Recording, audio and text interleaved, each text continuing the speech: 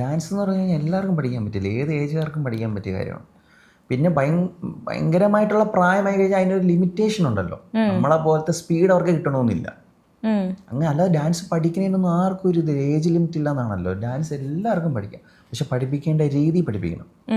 ഭയങ്കരമായി ഒരു വലിയൊരു 10, 50, 60 വയസ്സായ ഒരാളെടുത്ത് നമ്മൾ ഭയങ്കര ടൈറ്റ് സ്റ്റെപ്പൊക്കെ ഇട്ടുകൊണ്ട് പോയി കഴിഞ്ഞാൽ അവർ അയ്യോ നമ്മളെ കൊണ്ട് ഇത് പറ്റൂലെന്നുണ്ട് അവർ പോകും.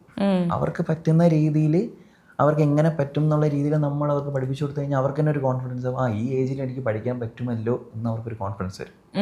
അതാണ് നമ്മൾ ആദ്യം വരുത്തി കൊടുക്കേണ്ടത്. അല്ലാതെ നമ്മൾ വലിയ ഡാൻസറാണ്, ഞാൻ ഇടുന്ന സ്റ്റെപ്പ് ഇപ്പം സാറ് മാഡം ആയതാൽ കളിക്കണം എന്ന് പറഞ്ഞാൽ നമ്മളങ്ങനെ ഫോഴ്സ് ചെയ്ത് കഴിഞ്ഞാൽ അവർ ചെയ്യൂല.